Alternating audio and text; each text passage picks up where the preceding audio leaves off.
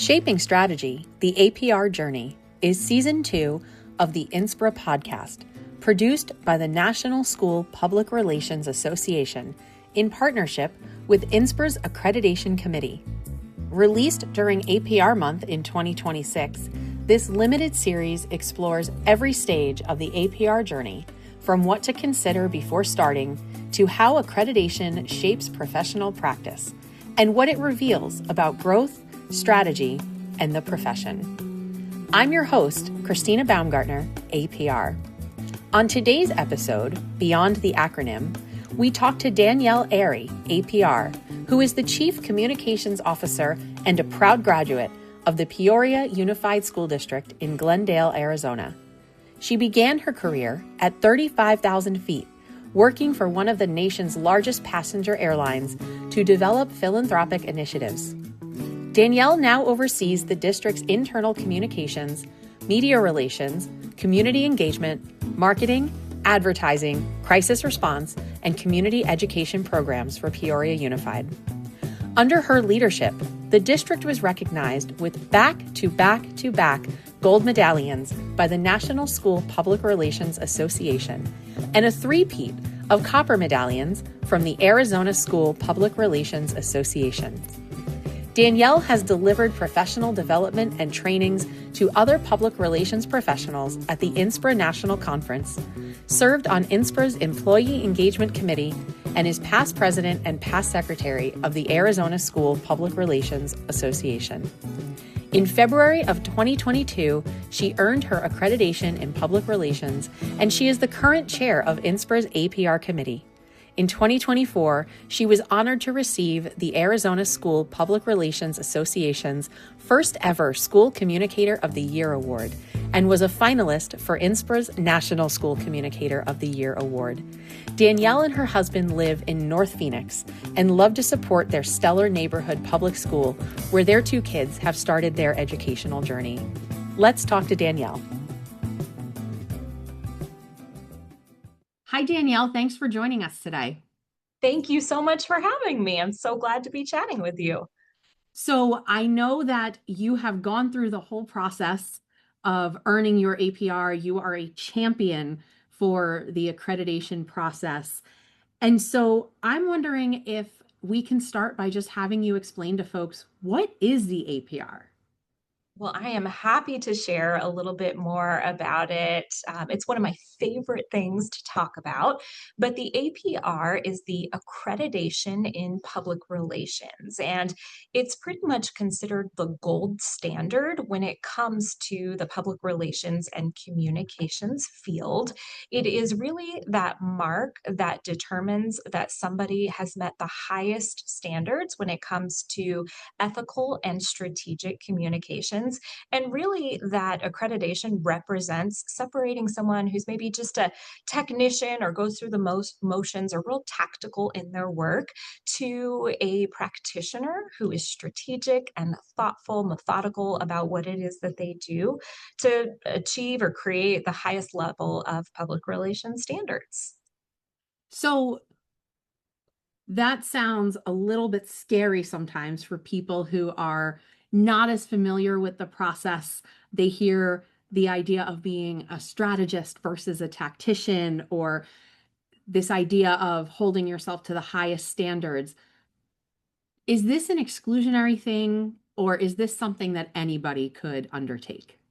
Well, it does sound scary, and I'll admit I was scared at first too, and it kind of took me a little bit of time to wrap my arms around what this means and what this is. And so, what I would say about whether it's exclusionary or not, and what I love to tell people is the APR is kind of this exclusive group of strategists that are looking to bring as many people into the group as possible. And so, it is all about how can we lift others up in the profession who are modeling best practices when it comes to strategic communications and strategic public relations. And so, who might be interested in this? And I know you mentioned that someone who is really looking to take their work to the next level, someone that has I would say about 5 years is what we like to see of experience in the field of public relations. Someone who is maybe either an emerging leader in the field or has some leadership experience really under their belt. But the APR is for somebody who is wanting to deepen their knowledge, wanting to grow as a professional. And really, that's how I started in this journey. When I first heard about it, I was terrified because it was introduced to me as something that was really scary. And the person who first shared it with me was like, "This is the hardest thing you'll ever do. This is so much work." And I'm sitting there as like a baby PR, a baby school PR professional going, "Oh my gosh, my job's already terrifying enough. I don't know if I'll ever do that." And after spending a little bit of time doing the work, I was just really eager for something that would deepen my knowledge and that would help me grow and to even feel more confident in what I'm doing as a public relations professional. And as I started to do my own research and as I started to learn more and dive in, it became really clear to me that this is something that helps you to take your work to the next level. And that's precisely what it's done for me. And I know so many other APRs that really feel the same way. I love what you said about how it's a group of strategists who just want to add more strategists to the team, because that is something that I think I have heard so many APRs say is that they just want more people to pursue this process. And it is a way to sort of deepen that knowledge that you have in the field. And one of the things I've heard from people is that maybe when they're later in their career, it's not something that would apply to them or would have any benefit for them. Can you tell me a little bit about whether this is something that people who are maybe a decade or more into their career should also consider? Absolutely. In fact, I was about a decade or so into my journey of school PR when I decided to take that leap and really start that journey. And so I think that APR is truly for anyone who is looking to grow as a professional, as a leader, as a communicator. One of the great things about it is that it transcends school PR. And so you can come to get your APR through your NSPRA membership and kind of pursuing it through having that. Support from the NSPRA network, which is just phenomenal. But it's also something that can take you along your communication journey, even if you look to go beyond school PR at some point in your career. So, from those professionals who are looking to learn more and maybe have a little bit of experience in taking that leap to those who are later in their career, it can absolutely, I think, transcend both experiences. That's why I think you'll hear so many APRs refer to it as a journey because it does look a little bit different for each and every person who is pursuing the APR. And that's depending on some of your past experiences. That's depending on where you are in your career that makes it a journey. I think the thing I would add to it is I like to tell those who are considering the APR that the best thing about the APR is that it is a self paced process. So you look at the work, you look at what it takes to achieve some of those milestones you have to hit, and you can kind of map out your own plan to get there, which is just incredible for those of us who are so busy as working professionals. Many of us also juggling maybe parenthood or other demands outside of our day to day work. One of the things about the APR that also makes it the greatest struggle is that it is self paced. So you do kind of get to map your own journey, right? For those who are like, oh, I want to go from here to there, and here's my timeline, and here's how I'm going to achieve it, and I've got my eye on a prize, of getting that APR by a set date for them, and mapping it out, that's a great benefit. And then there's others that need that mentor, of course, to come alongside them and really cheer them on to getting to that goal and, might kind of miss a couple of the deadlines they set for themselves, but that's okay because it's self-paced and you can have that mentor come alongside you and help you get back on track. So I think no matter where you are in your APR journey, or where you are rather in your career, the APR can absolutely be for you. So, what was it for you? I know you earned your APR in 2022. Is that Am I getting that That's right? accurate. Yep, 2023 Okay. for me. So you said you were probably already about a decade into your public relations career. What was it for you that made you decide to actually take that first step on the journey and to pursue this? I mean, was it a professional growth? Was it a personal growth moment for you? What was it that got you started? So I think that it ended up being both professional and personal growth, but I'll tell you the catalyst was all of the time that I have spent attending either NSPRA webinars or attending, the NSPRA seminar annually each year. And I'm sitting in the audience. I remember one particular seminar, and I'm watching all of these incredible school PR professionals up on stage, either as members of the NSPRA board, giving back to the organization, or accepting some of the really prestigious awards that you can receive through NSPRA. And I'm noticing some really common threads. Almost all of them had those three initials after their name, and they were APRs. And I just started to kind of, as this was hitting me, going, okay, this is a commonality that some of these just incredible professionals that I admire so much have. And I think it's time I learn more about this. And I think it's time I really see if this is something that's for me. I was really just yearning for some deeper knowledge and to grow as a professional.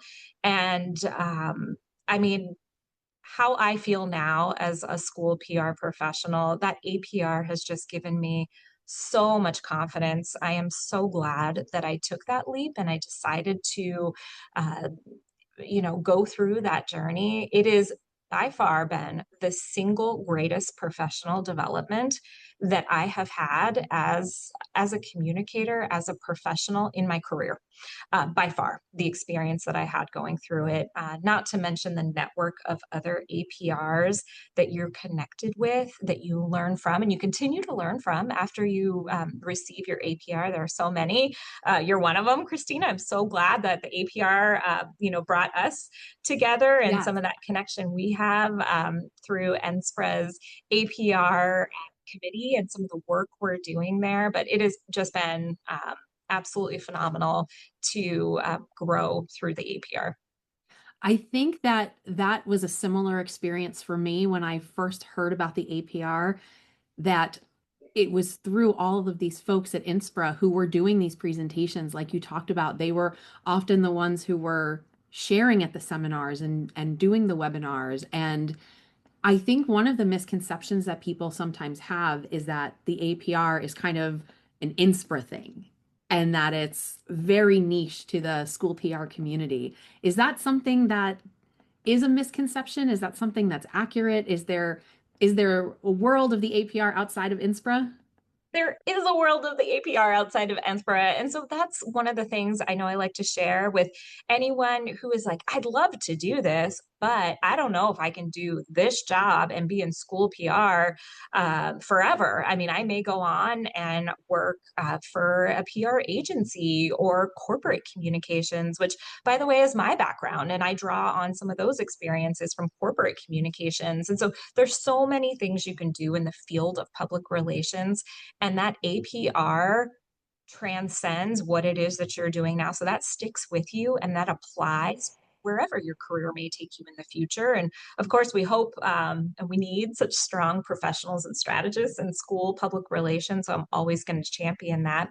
But beyond NSPRA, beyond school public relations, the APR stays with you, and the APR is something that is truly that gold standard for public relations and communications, even beyond NSPRA. Whole world out there, and that APR and those three letters stay with you. That's good to know. I think that that is something that sometimes people do get confused about. And one of the other things I've heard you mention a lot as we're talking about the APR is this idea of growth and how it really can help practitioners grow in how they view their work and how they're producing things for their districts.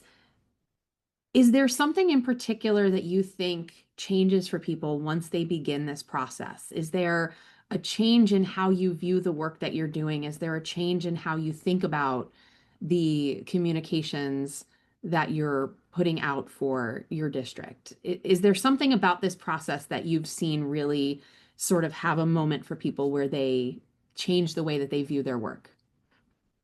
So in so many ways, yes. So I love talking about that aspect of the APRs. I'm so glad you brought that up. For myself, I can tell you that one of the first things that I did when I was exploring, is this APR for me? I think so. Okay, what am I going to do first? I went to pull up the APR study guide. It's a free resource that's available to anyone. You just launch Google, type in APR study guides, the first thing that comes up. I printed it, put it in a binder, and I started to just read it cover to cover to say, okay, what am I getting myself into if I'm going to pursue this?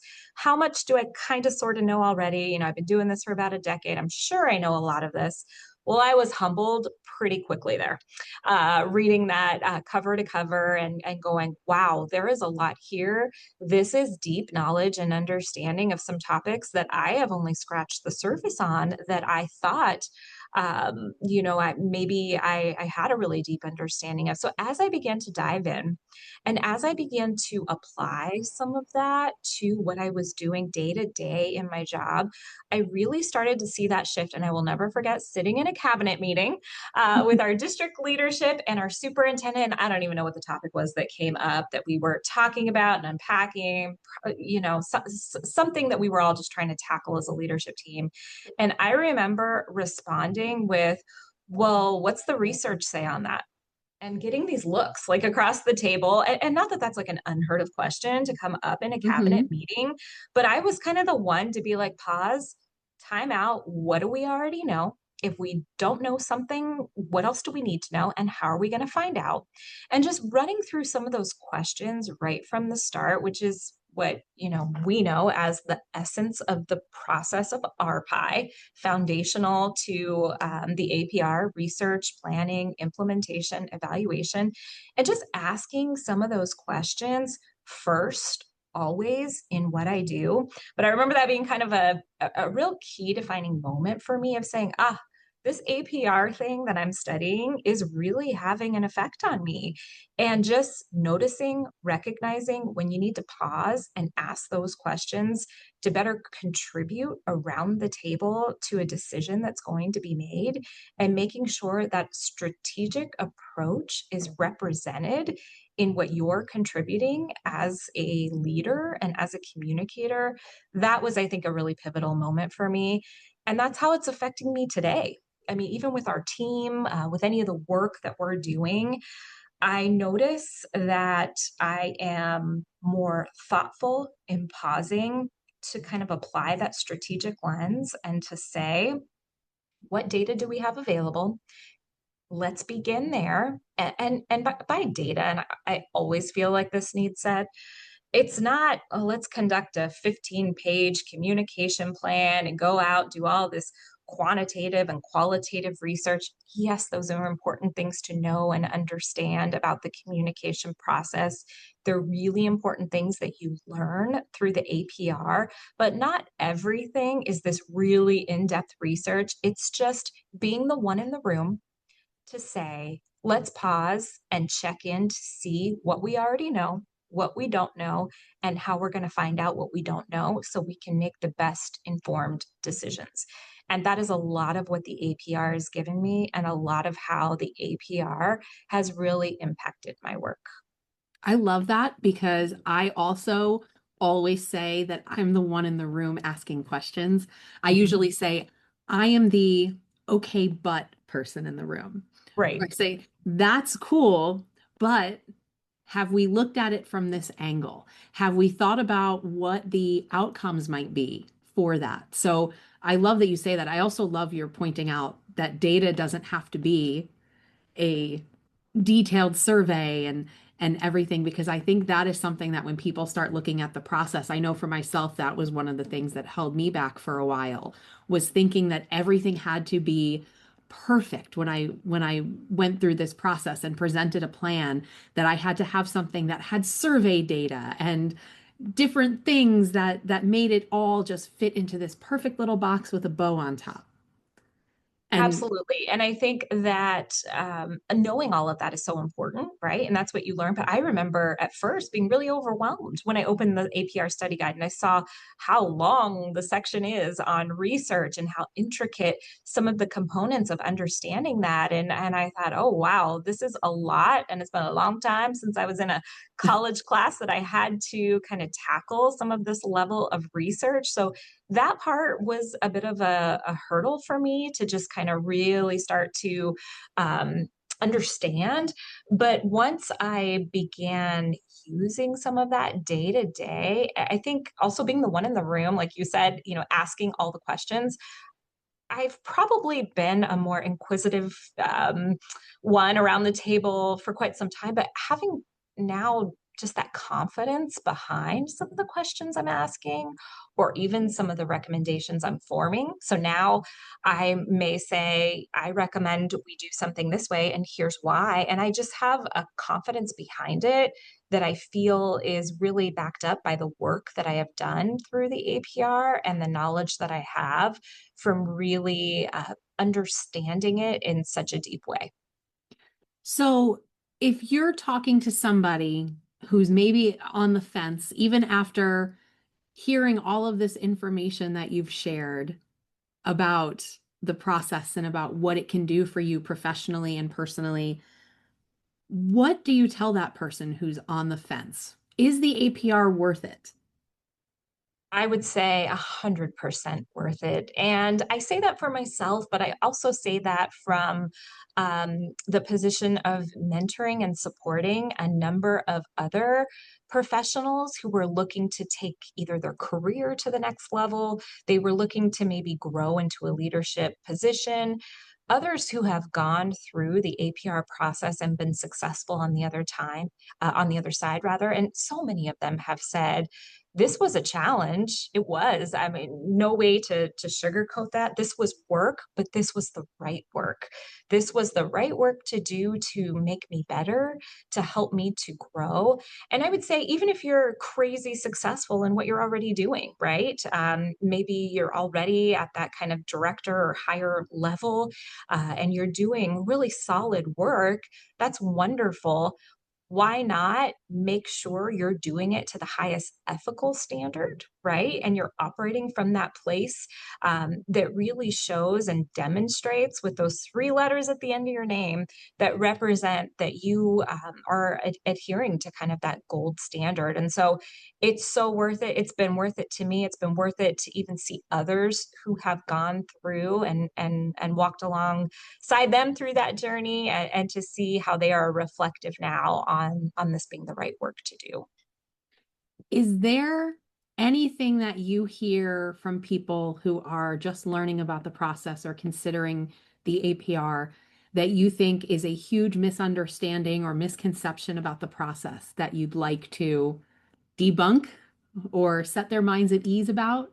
Yes, well, I have a little bit of insider knowledge on that because I think, as you shared in your opening, working so closely with the APR committee, which is just really, I got to put in a plug for them because this is a group of APRs that is just so dedicated and committed, like I said before, to bringing others uh, into the process, making sure we're always increasing awareness of the APR. We're supporting current APRs and NSPRA members who are coming up on their renewal, who are always, again, looking to deepen their knowledge and grow their knowledge. But we hear a number of things that's just really good misinformation. You hit on one of them that I think is a really big one, which is that this is just an NSPRA thing. And I don't know if I'm going to do this forever. I might do something else. And so I think really making sure that people understand that this isn't just for school PR, but this is really a credential that will serve you well in any leadership position you're ever going to pursue,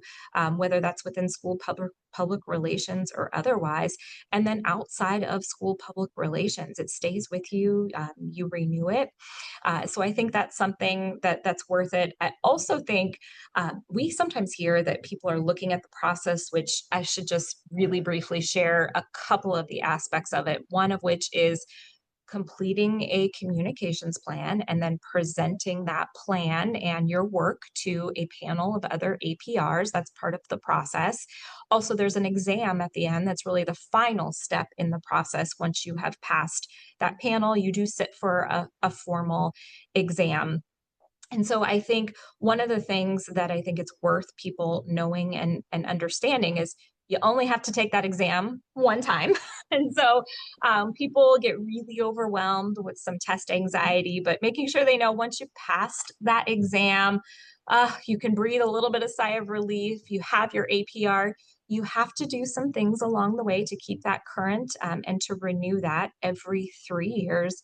One of those does not include having to take the exam again. So I remember sitting in the exam and going, wow, this is every bit as challenging as I was told.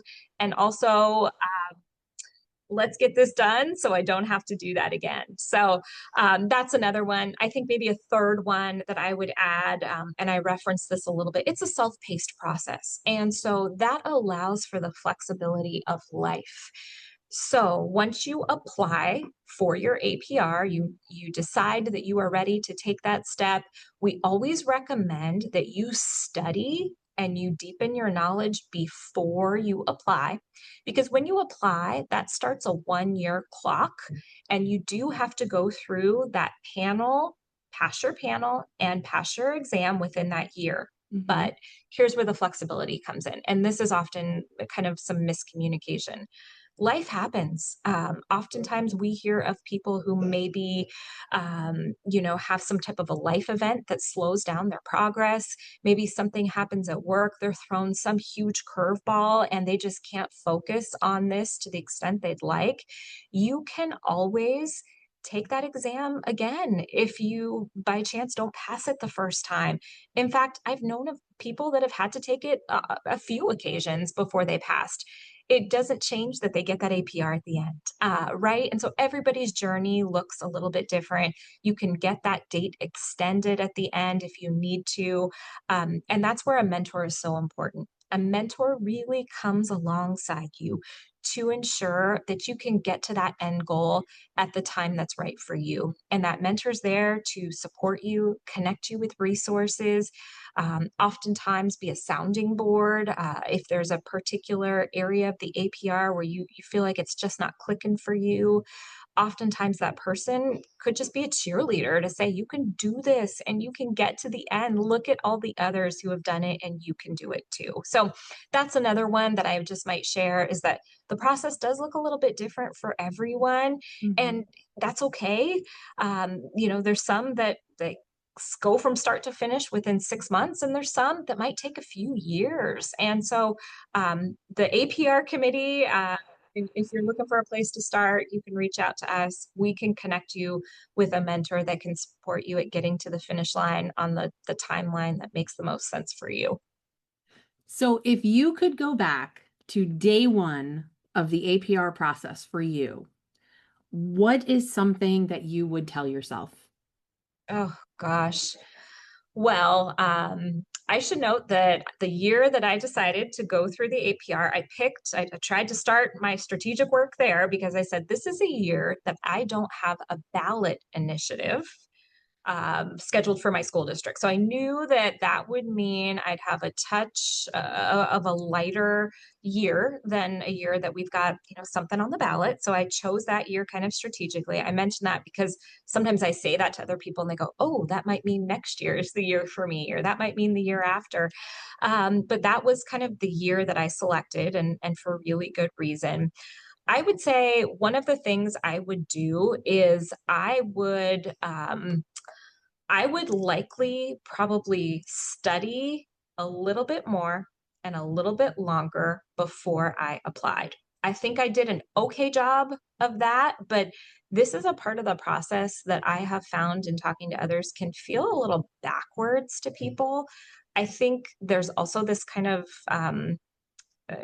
thought that I want to do it. Where do I sign up and apply? And I said this once, but I think maybe it's worth saying again that we always recommend that you dive in and that you study and you feel a sense of confidence before you apply.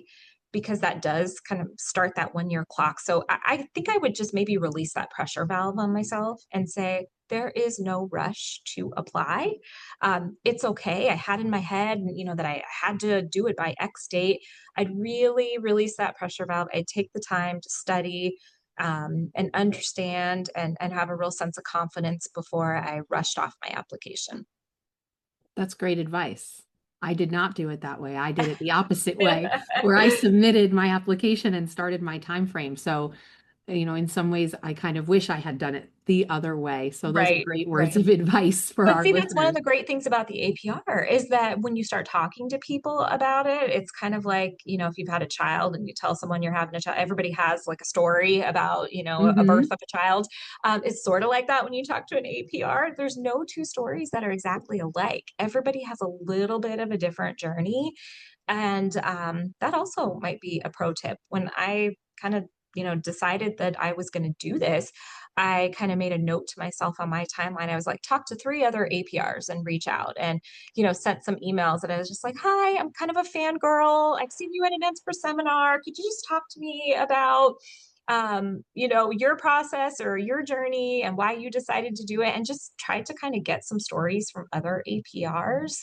That is sometimes helpful for, looking or, reflecting on your own and saying, what might my timeline look like? And I've heard from some others that have done it some very different ways. And what might that look like for me?